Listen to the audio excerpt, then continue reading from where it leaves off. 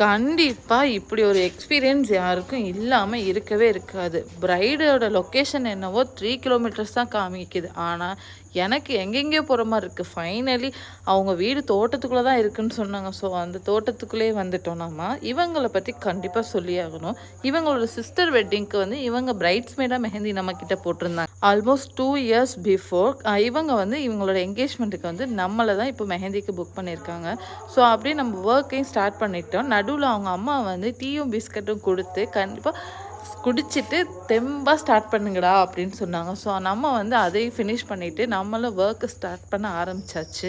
அக்கா எனக்கு எதுவும் கஸ்டமைஸ்டா எனக்கு வேணாம். நீங்க உங்களுக்கு புடிச்ச டிசைனே எனக்கு போட்டுருங்கக்கா அப்படின்னு சொன்னாங்க. ஃப்ரண்ட் அண்ட் பேக்குமே வந்து நம்ம நீட்டா ஃபினிஷ் பண்ணிட்டு, ஃபோட்டோஸ், வீடியோஸ் எல்லாமே கவர் அப் பண்ணிட்டு, லாஸ்ட்டா அவங்க மாமா பொண்ணு வந்து கோபிலேருந்து வராங்க.